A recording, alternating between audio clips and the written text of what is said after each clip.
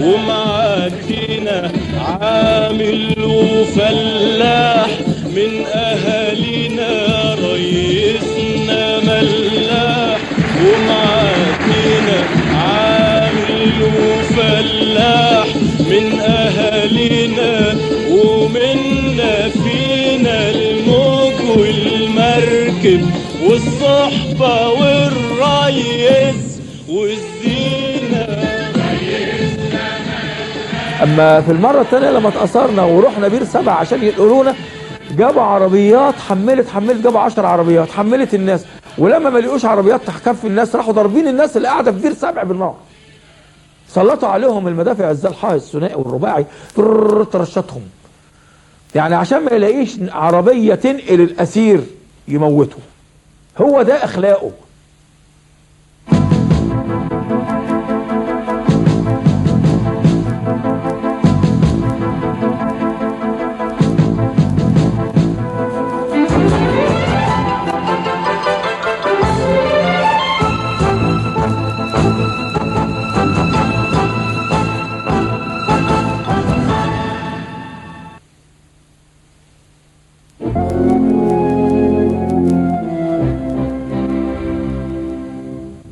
واحد من أكثر جراح مصر والأمة العربية كلها عمقا إن لم يكن أعمقها على الإطلاق. 5 يونيو حزيران عام 1967 يوما كسرت كرامة العرب. كان لتضحيات غالية أن تبذل ولأعوام طويلة أن تمر قبل أن يعود إلينا بعض من كرامتنا، بعض من أراضينا، وقليل من الرجال. هؤلاء الذين ماتوا في سبيل الله هم اليوم أحياء عند ربهم يرزقون ولا جناح عليهم. أما هؤلاء الذين عادوا إلينا من خطوط المواجهة أو من براثن الأسر فإنهم يعيشون اليوم بين ظهورنا أقرب إلى الموتى. قناة الجزيرة تفتح ملفات من أذلوا كي يعود إلينا بعض من كرامتنا وتطرح التساؤل: لماذا إذا كان الاعتراف سيد الأدلة ما زلنا حتى اليوم نلتمس العذر لقادة إسرائيل وهم يتفاخرون ويتبجحون بذبح أسرانا؟ وكيف تحرص إسرائيل على استعادة رفات طيار لها قتل أثناء عدوانه على مصر، فيما لا نحرص نحن على استعادة حقوق آلاف الرجال ذبحوا بعد استسلامهم وهم لا حول لهم ولا قوة؟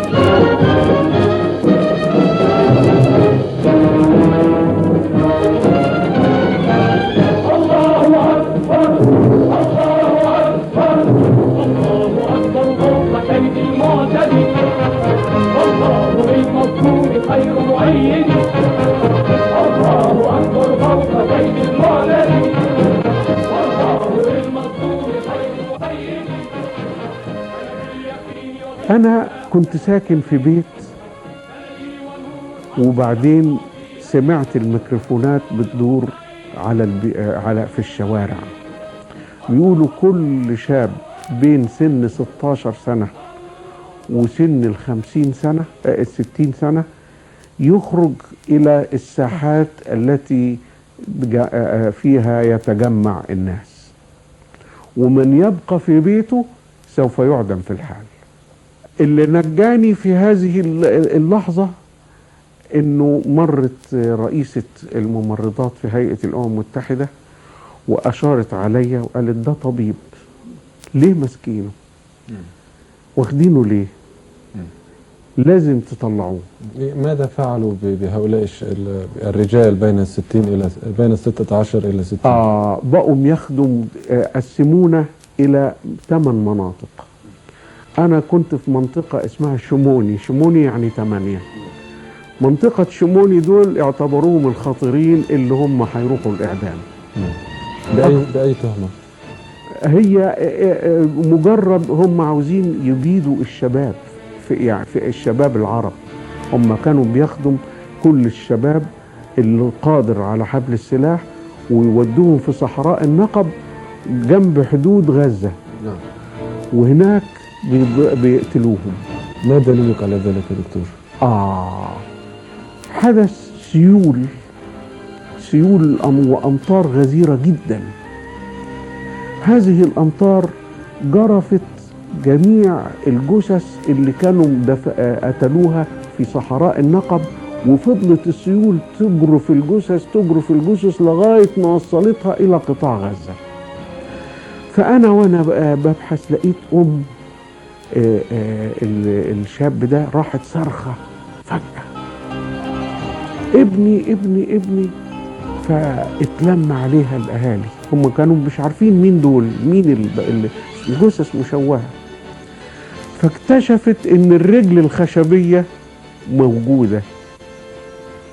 وبعدين القصة بتاع الرجل الخشبية دي بقى ليها قصة كبيرة قوي، لأنه اللي حدث إن لما دخل اليهود قطاع غزة، النساء اللي بتوع الحارة اللي ساكنين في المنطقة حوالين هذا الشاب، كل واحدة قلعت المصاغ بتاعها وقالت له خبيه في رجلك الخشبية. فكان وهو فعلا الأم أول ما فتحت وجدت المصاغ بتاعها وبتاع جيرانها، فبقت محزنة، واكتشف ان جميع الجثث دي كلها وكلهم كانوا أحياء، خدوهم قدام عينينا أحياء ورجعوهم بهذا الشكل، جثث متعفنة.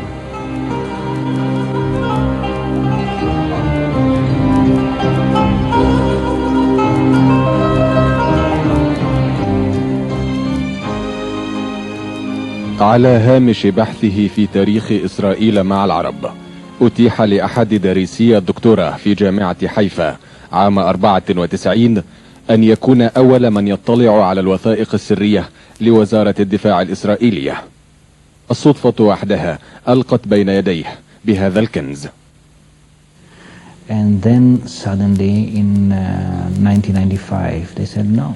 ثم فجأة في عام 95 قالوا لا، لن ننشره لأن به بعض القصص التي لا نريد للعالم أن يعرفها.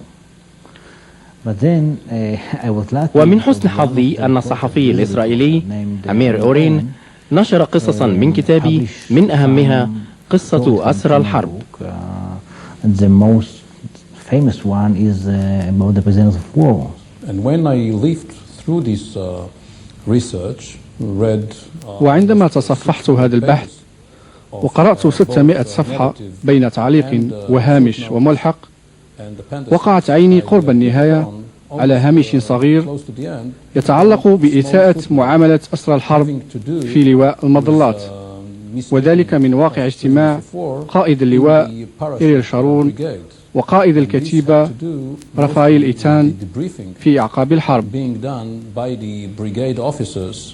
led by Brigade Commander Ariel Sharon and Battalion Commander Raphael Eitan following the war.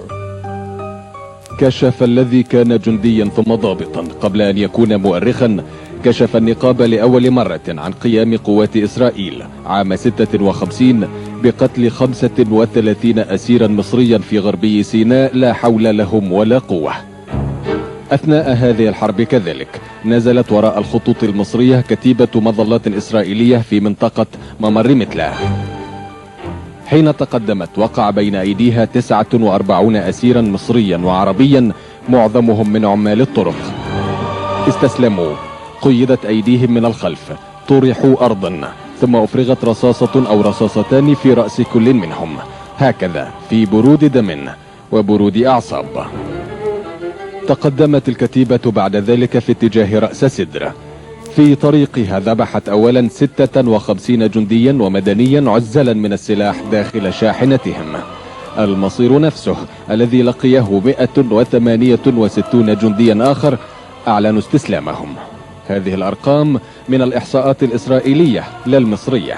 وهذا الوجه الذي لا يزال يحمل وشم المعارك كان أحد ضباط تلك الكتيبة. Everybody he knows about that thought it is a crime, it is ugly, it's against us. كل من علم بذلك اعتقد أنها جريمة وأنها قبيحة وأنها ليست في صالحنا.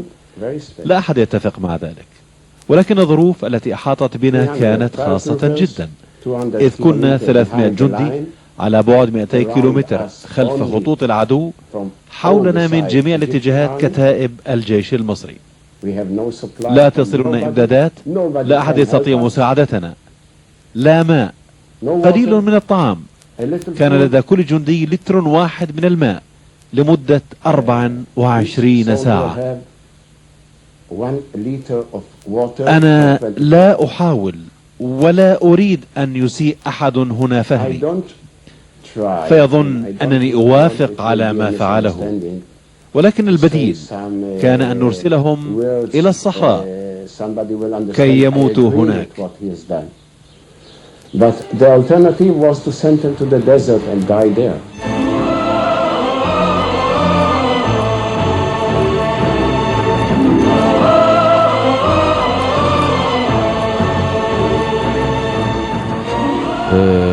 هذا الكلام ليس سبب ملائم لقتل حتى ولو في وقت المعركة.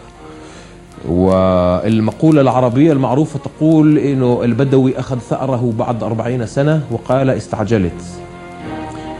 ولن يتوقع من ناس بشكل عام ومن عرب يمكن بشكل خاص أن ينسوا هذا الإشي اللي هو جريمة حرب، إلها اسم في القانون الدولي، جريمة حرب.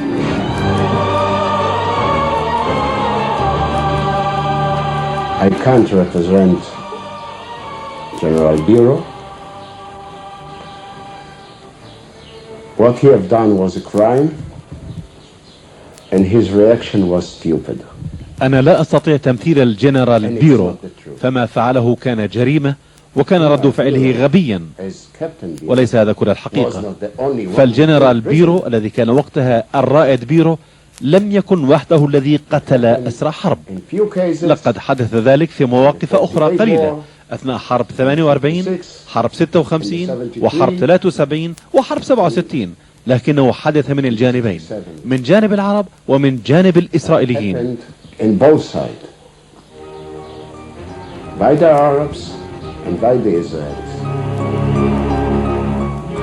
هذا هو قائده القاتل إريي بيرو، يقول إن له أن يفعلها مرة أخرى.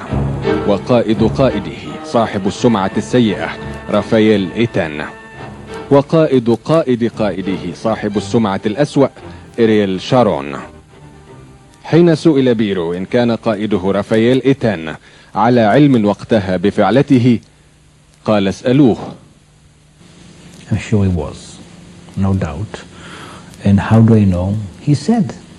He said. أنا متأكد من أنه كان على علم بلا شك. لقد قالها بنفسه، قال نعم كنت أعلم بها. وقد توصلت إلى ذلك عندما رأيت تقريرا عن محضر اجتماع بين رافائيل إيتان وإيريل شارون، عقد بعد أسبوعين من نهاية الحرب، وأثناءه قال رافائيل إيتان إن هذا وذاك حدث، وقص الحكاية. said this and that happened, and he told the story.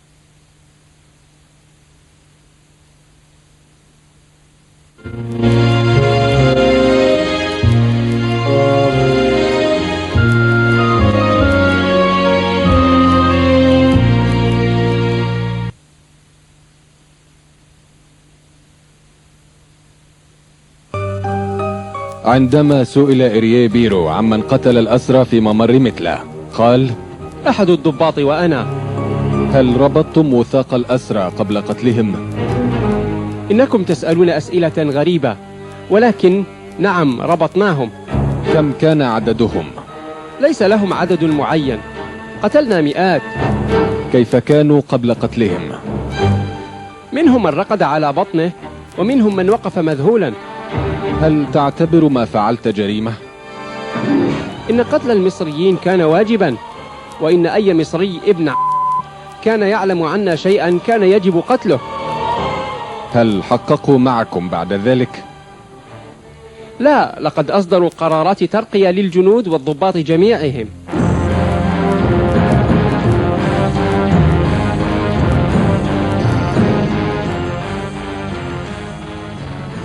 في هذه الأثناء قاد أحد الفدائيين الطبيب المصري من مستشفى غزة إلى مستشفى خان يونس. صدم بأكوام من القتلى والمصابين بين عسكريين ومدنيين 300 على حد تقديره. لكنه لم يكد يبدأ في عملية الإسعاف الأولية. أنا كنت بعمل أنقل دم لواحد من الضباط المصريين جريح، فالمدفع الرشاش قلب السرير وقلب الراجل، جثة الراجل، واتقلبوا فوقي وأنا أغمى علي. وقعنا على الأرض وفضلت المراتب فوقي والسرير والجثث. بعد مدة أفقت، دورت في وسط، لقيت دم وبتاع، قعدت حاولت أبص حواليا إني أشوف إيه اللي بيحصل. لقيت الدنيا ساكتة خالص، ما في حاجة، حتى يعني حتى صوت نواح، صريخ بتاع، ما في أي شيء أبدا. كله مات. كله مات. فقلت بقى إيه، أنا أروح غرفة العمليات. زحفت في الأول، قعدت أزحف عشان أوصل لغرفة العمليات وأنا خايف لأنه لا يكون فيه لسه واحد منهم ويضربني.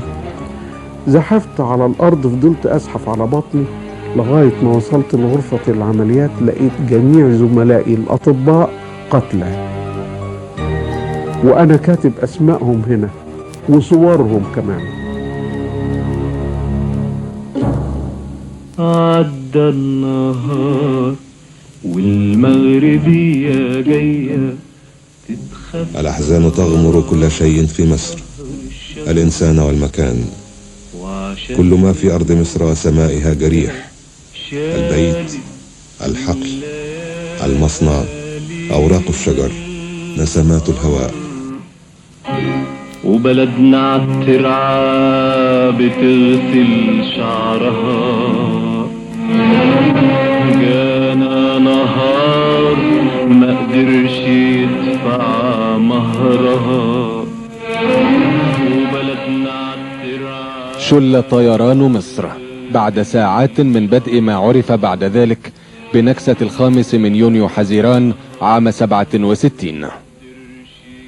ساعتها كان هم هذا الرجل أن ينجو بحياة 1500 روح تحت إمرته. فرحت واخد بعضي ومتقدم 20 كيلو دول، ودخلت داخل الحدود الفلسطينية بحوالي 5 كيلو عشان أضمن نفسي حماية بين الجبلين. وفي منطقة بير هناك أخد منه مية، لأن أصبحت الإعاشة هتبقى عملية صعبة جدا. فالطيران اكتشفني، و تاني يوم الصبح اللي هو 6 يونيو يجي زارني، انما ما يعرفش يضرب لان انا في بطن الجبل، والطيار لازم يشوف الهدف اللي عايز يضربه قبلها بيجي 10 كيلو. احنا طبعا العربيه خلاص الموقف انتهى وما عادش، ابتدت الناس بقى تجري، دبابات داخل علينا، مفيش حمايه، لا حمايه جويه ولا حمايه ارضيه. انتهينا كده، اصبحنا في موقف كاننا في مصيدة فيران. في مصيدة. الدبابه جت اللي انا مش مركز عليها، وقفت كديمه يا مصري، وقفت. يعني ايه بقى؟ يعني كديمه يعني تعالى. ما هو في اليوم الثالث ده او اليوم الثاني او في بدايه اليوم الثالث حصاد الاسرى بقى.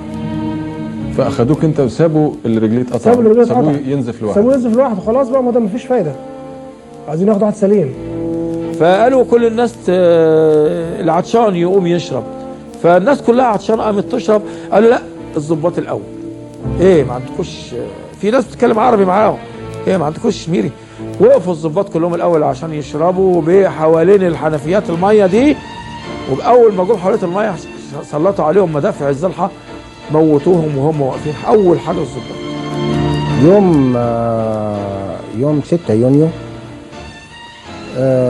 عرفت من قيادة الجيش ان العريش وقعت، وان ابو عجلة وقعت، وان هم في طريقهم الى كيلو 160.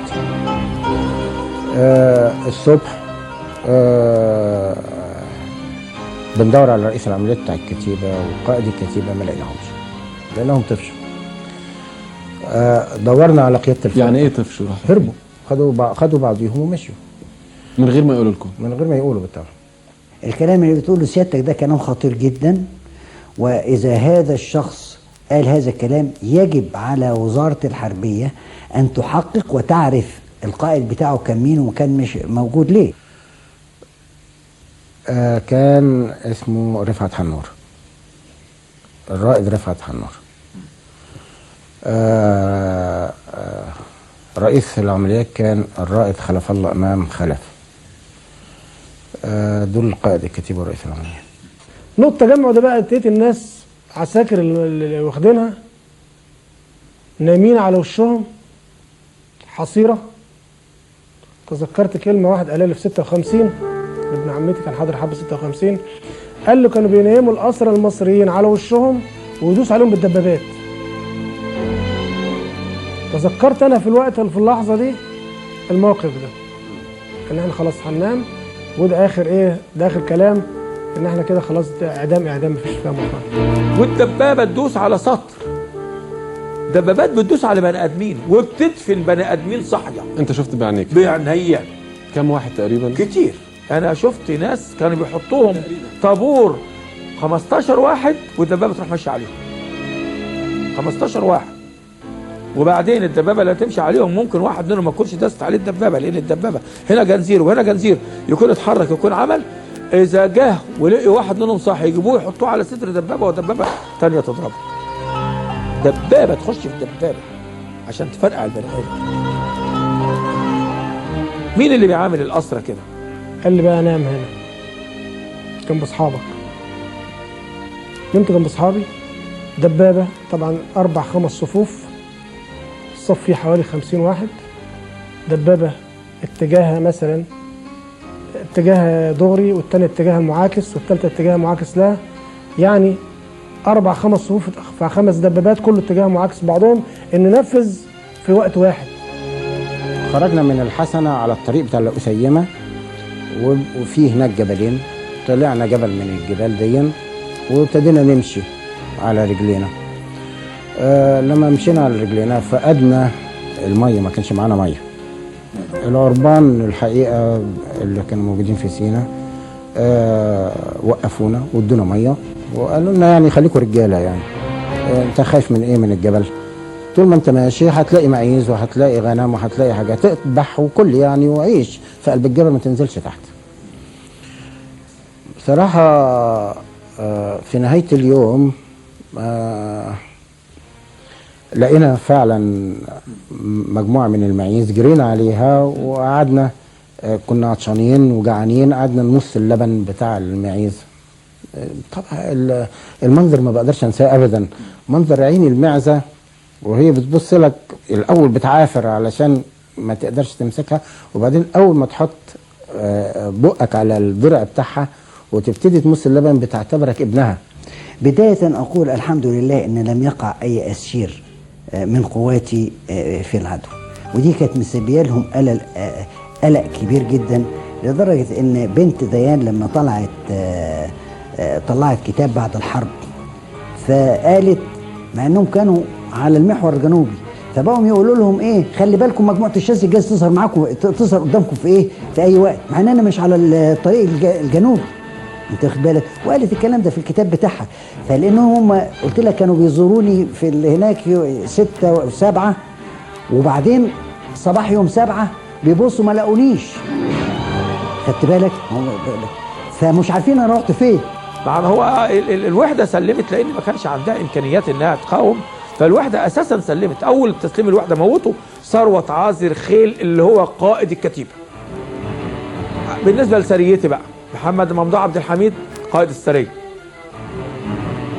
محمد احمد البطه قائد سريه المدفعيه. اول حاجه رقيب اول السريه بتاعتي عبد اللطيف احمد العايدي من المنوفيه، موتوه على طول. تعالى الراديو بيقول ان احنا خلاص حصرناهم في قلب الطريق الاوسط، وان يعني النسق الثاني هيعمل هجوم مضاد. كلام بيقول احمد سعيد حاجات غريبه جدا كان عمال يقولها، فبالتالي ده ضللنا، لان احنا كنا على الطريق الاوسط، على الطريق الجنوبي، هم بيتكلموا على انهم حصروهم هناك عند الطريق الاوسط. قرب المغرب فجاه بصينا لقينا طياره جايه بصوت بواطيه، ووراها قولين من المدرعات والدبابات، مشوا على يميننا وعلى شمالنا عمالين يضربوا نار، وبعدين التفوا حوالينا ونزل منها العساكر الإسرائيليين سلم يا مصري سلم يا مصري بالعربي يعني.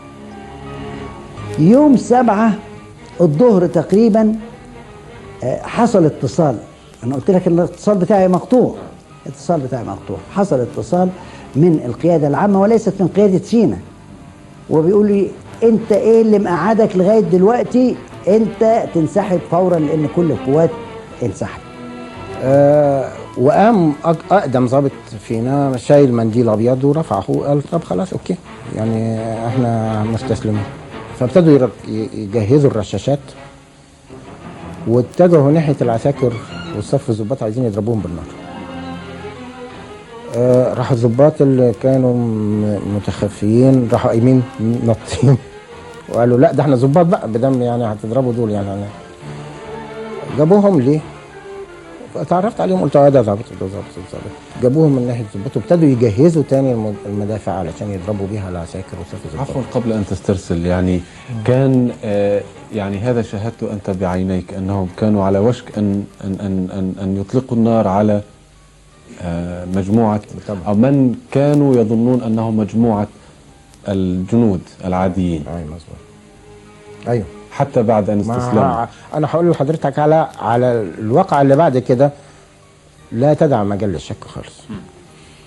لان هو بعد كده بصيت لقيت عربيه جيب جايه والضابط الاسرائيلي اتكلم على السكروب بالعبري، فقالوا لنا طب يلا بقى امشوا علشان هنركبكم عربيات. واحنا ماشيين في اتجاه العربيات واحد من العساكر اليهود بص لي كده وقال لي انت من الظاهر؟ قلت له ايوه من الظاهر. هو بيتكلم عربي. انا كنت معاك في المدرسه. فقلت له هتعملوا فينا ايه؟ يعني كنت هتعملوا فينا ايه؟ قال لي دي انتوا حظكم عظيم جدا، لان قبل دلوقتي قبل ما يجي الضابط اللي جاب العربيه جيب كانت الاوامر اقتل الاسرى وخد عدد قليل. يعني برضه عشان برضه نقول العمر برضه لسه او ربنا سبحانه وتعالى عمل كده.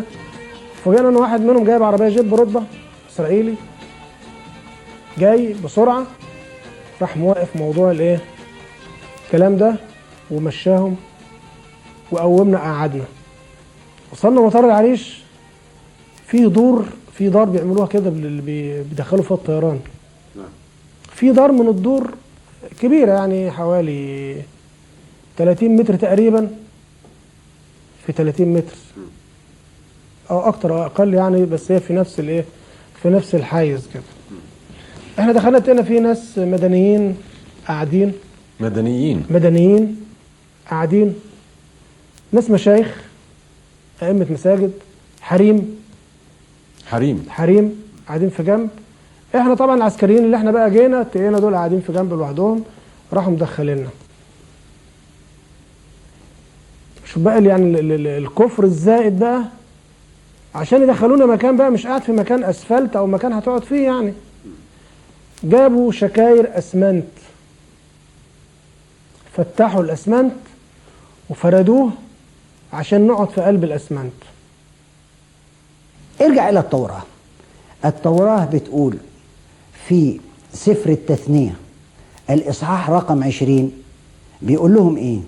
بيقول لهم اذا تقدمتم لتحاربوا مدينة فاعرض عليها الصلح، فإن قبلت الصلح فكل الشعب يعتبر مستعبد لك. أما إذا رفضت الصلح فحاصرها، فإذا استسلمت لك وكانت من ضمن المدن القريبة، وحدد المدن القريبة أو الشعوب القريبة وقال الكنعانيين والحثيين وكذا كذا 6 اللي هم تقدر تقول إنهم منطقة الشرق الأوسط. قال لك فلا تترك منهم نسمة، اقتلهم جميعا رجالا ونساء وشيوخا وأطفالا. التوراة بتاعتهم بتقول كده ولا يستطيعوا أن ينكروا هذا في التوراة. أما إذا كانت من الدول البعيدة فاقتل جميع الذكور، واخد بالك، أما النساء والأطفال فيكونوا غنيمة لك. فدي دي طبيعتهم. وفي القرآن بيقول لنا ثم قست، وهو بيكلم يهود، ثم قست قلوبكم فأصبحت فهي والحجارة أشد قسوة وإن من الحجارة لما يتفجر من النار وإنها لما يشق فيخرج منه الماء وإن منه لما يهبط من خشية الله وما الله بغافل عما تعملون. فلازم أتوقع من إسرائيل كل شيء سيء، كل شيء سيء. ما فيش اكتر من ان انا يقلعني جاكيتتي ويقلعني سترتي ويقلعني هدومي ويقعدني تحت مثلا لا مؤاخذه بالشورت. لما انا قاعد بالشورت هقاوم ازاي واحد ماسك سلاح وواقف وقاعد على البي تي ار او المجنزره بتاعته والدبابه واقف، هقاومه ازاي؟ هنطح الدبابه؟ ما فيش مقاومه، ما كانش في مقاومه. هم كانوا بيتلذذوا بقتل الاسرى، بيتلذذوا. هو شوف هقول لحضرتك حاجه، هم عملوا العساكر بطريقه سيئه جدا. العساكر والصف الضباط عملوهم كما لو كانوا ماشيه. بدك ميه؟ يقول له اه بدي ميه، يقول له تعالى. يروح واخده طلع فيه 3 4 طلقات، مخلص عليه موته مع السلامه. احنا كنا 100 قمنا 50. الجرحى بقى واللي اتعوروا سابوهم في اماكن ما اعرفش عملوا فيهم. سابوهم زي ما هم في الهواء الطلق. مرميين حتى بدون دفن؟ لا خالص. الميتين والجرحى طبعا. انا شفت حوالي 6 7 قدامي اللي بيطلبوا اكل او اللي بيطلب ميه بيتضرب بنفس الطريقه، وبالتحديد في مطار العريش. الناس المدنيين بقوا قاعدين في جنب كده، يعني بقوا يبكوا على المنظر اللي بيشوفوه. سيادة الفريق الشاذلي، هل فكرت في وسط هذه المأساة في الاستسلام؟ في الايه؟ الاستسلام. لا استسلام ايه؟ لا يمكن. لا انا ما بفكر في هذا اطلاقا، يعني اطلاقا. على قلت لك يوم 8 وصلت 90 كيلو شرق الاسماعيليه واستلمت الطريق الرئيسي بقى الاسفلت، لان المنطقه دي مش هتنفع لايه، الارض بتاعتها ما تسمحش بالعبور يعني. ففي الوحدات اللي كانت منسحبه قبل مني سايبه دبابات وعربيات لا مدمره، وفي عربيات فيها ذخيره مولعه، والذخيره لما بتولع فتبص تلاقي الذخيره اللي فيها بتنفجر في كل الاتجاهات، واحد من هنا واحد من هنا، في كل الاتجاهات، يعني حسب الطلقه، واحده تطلع الشرق واحده تطلع الغرب واحده تطلع كذا كذا. فكان موقف طبعا صعب جدا، وانما لازم تعدي. الحقيقه يعني برضو من ضمن الصراحه ان الضابط اللي اخذني اسير انا ومجموعتي ديت كان ضابط اساسا انجليزي، ما كانش ضابط يهودي. فجات العساكر اللي معاه اليهود اللي معاه راح على طول شدد التتك، شدد الاجزاء عشان يخلص عليه. قال له نو.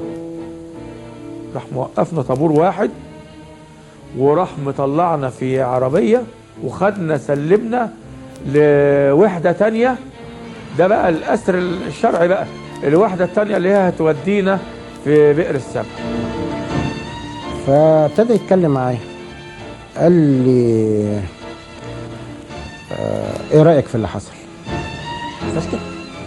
قال لي لسه بتحب جمال عبد الناصر؟ فانا رديت عليه قلت له وانا مش عارف ازاي كيف تم هذا يعني. قلت له بالطبع بنحبه، شكل من اشكال بالطبع بنحبه، لان جمال عبد الناصر عمل لنا حاجات كتيره. فخلاص بقى احنا ميتين، يا تموت يا تموت، فتموت بكرامتك احسن ما تعيش من غير كرامتك. جاء واحد راح شايل من على راسي عيني النضاره، كنت لابس نضاره بيرسول، راح واخدها وراح رميها لواحد زميله. لغايه دلوقتي بقى النضاره دي هي يعني حاله، دي الحاجه الشخصيه اللي اتسرقت مني يعني، وببقى كل ما افتكرها يعني ببقى حزين حزن شديد جدا عليها. ليه؟ دي حاجتي الشخصيه. واحد خدها منك وما قدرتش تدافع عنها وما قدرتش تقول له لا، دي نضارتي، فما بالك بالارض، فما بالك بالوطن كله يعني. لكن دي حاجه اللي تخصني، الوطن ضيعه ناس تاني.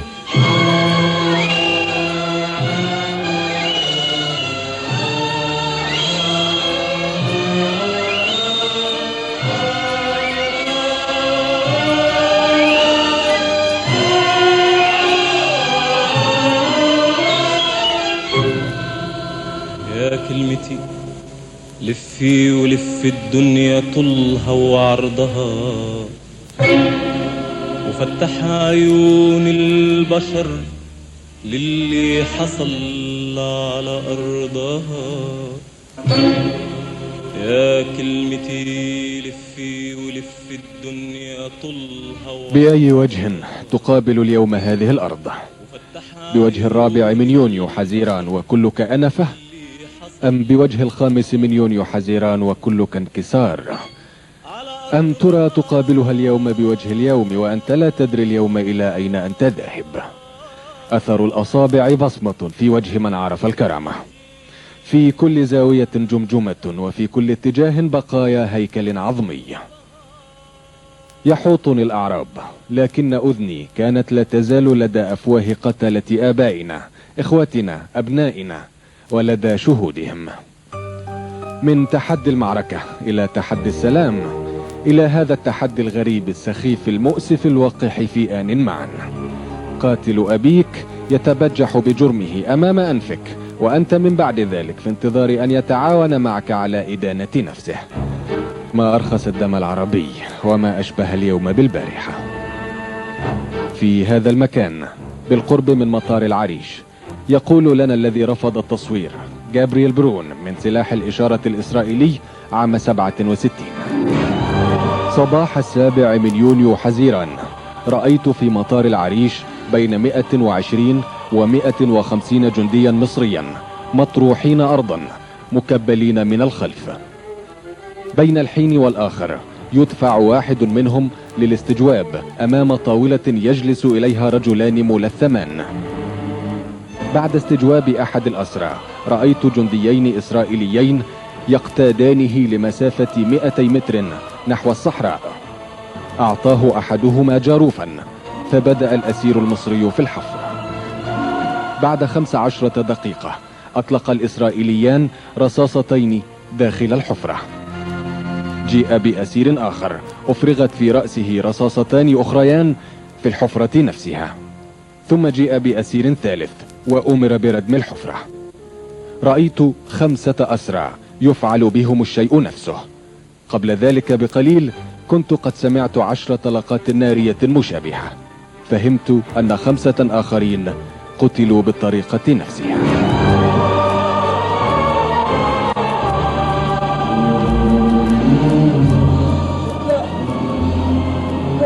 مش ممكن اللي شفته عليا. قصص كتير متكومة تحت. انت كنت عارف انت بتحفرها؟ ده اللي كنت ببحث عنه. دليل حجرتهم ودنقتهم. قصص مين دول؟ هيكل عظمية كتير، دراعات عظم متكتفة بسلاسل حديد من الظهر. هذا هو الدليل. هذه مقبرة جماعية لأسرى الحرب. يا كبدي ولادنا. أسرى الحرب إخوانكم الشجعان اللي اتغدر بيهم وهم عزل من السلاح. مش ممكن يا أولاد الرجال.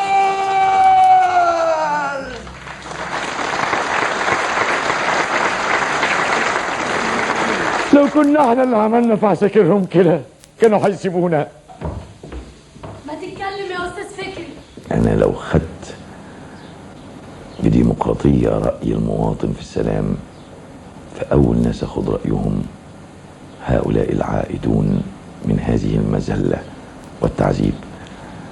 كان نفسي أسمع رأيهم، هم موافقين على سلام ناقص ولا لا. مفيش حد موافق على الحرب، مفيش حد بيطالب بالحرب، لأن ده شيء مش طبيعي. ولكن نحن نسعى إلى السلام، ولكن ليس سلاما مقابل الأرض. الأرض حق. أنت سرقت محفظتي، فهترد لي محفظتي الأول وبعدين نتكلم. These are my memories. هذه ذكرياتي. أتذكر جيدا جندي الصاعقة المصري الذي وجدته في حالة بائسة. لقد كان على شفا الموت، فقمت بمعالجته ونقله إلى مستشفى داخل إسرائيل. لقد كان ذلك بالقرب من رأس سدر، وإذا كان يشاهد هذا البرنامج الآن فأنا أطلب منه أن يتصل بي. If he sees this program, I ask him to call me. لا يا بيه، أنا بحسبة بسيطة ما أقدرش. ما اقدرش اخش اراضي محتله، ما اقدرش اروح للناس اللي عملوا فينا اللي عملوه لسه هيعملوه فينا. في اوقات ما او عند بعض الناس الاسرائيليين اليهود محوا الكيان العربي، لم يعترفون في الرجل العربي كرجل له طموحات، بحب، عنده اولاد، عنده عيله، لم يعترفوا بانسانيه العربي. وهذا المصدر، هذا الاساس، من هون بدا يمكن الامر لهذا الجنرال بيرو الذي شاف مجموعه من الناس وهم بالنسبه له عرب رخاص وقتلهم شيء سهل. أنا شخصيا ممكن أقبل الثقافة اليهودية بشكل أو آخر، لكن لا أقبل الإيه الفاشستية العسكرية الإسرائيلية، المجتمع المبني على تركيبة عسكرية. وبما أني أنا لن أقبل هذا الكلام في قلب أمريكا اللاتينية ولا في أفريقيا ولا في غيرها، فأنا برضه مش هقبلها في قلب إسرائيل.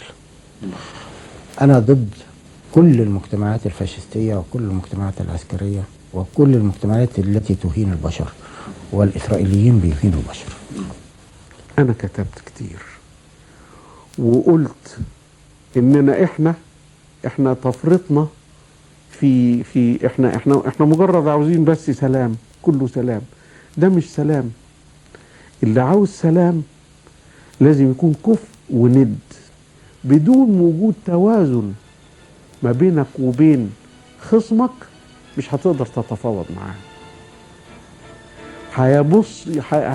هيكون مش سلام ولكن استسلام. هتكون المفاوضات من موقف ضعيف. صحيح احنا موقفنا، احنا عندنا حقوق، بنتكلم عن الحق، انما هم بيتكلموا عن القوة، وتكون النتيجة ان القوة بتغلب الحق. من ناحية القانون الدولي شيء، والذي يطبق شيء آخر، والذي تطبقه إسرائيل شيء آخر كمان يعني. فانأثر هو اللي كانوا وياه، بقيت ان ندور بقى عليه. دورت ولفيت بقى، ده كان بيشتغل وكانش عندي عيال بتشتغل غيره يعني يجيب لنا قرش ولا حاجة. فجيت طلعت على السويس، فطلعت على السويس بقيت ادور على في الجناين، ومرات عمي كانت هناك كده، خدت العنوان من واحد هنا وقال لنا على العنوان، وربنا وقف لي ولاد الحلال. رحت على الغريب زي ما قالوا لي، وبعدين خدام الغريب وبعت واحد وقال لي لفوا معاها الشارع، ان لقيتوهم روحوا عنده، ما لقيتوهش هاتها لي تاني هنا.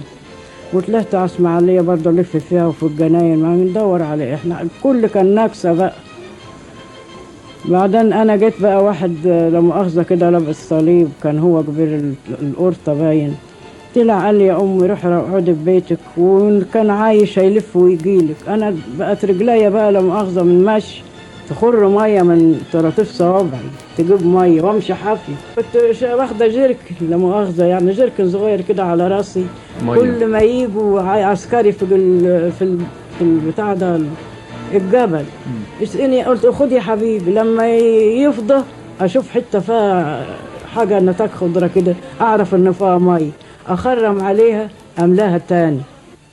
انا النهارده الدوله اللي بتاخد الحقوق واللي هي بتطالب بالحقوق وهي اللي بينها وبين اسرائيل الاتصالات، احنا لما رفعنا دعوه كان المفروض تجيب لنا حقوقنا منهم او تدينا تعويض معين، لكن يعني برضو احنا برضو ما زلنا بنتعشم في سياده الرئيس برضو ان هو لو عرف الموضوع ده مش هيسكت.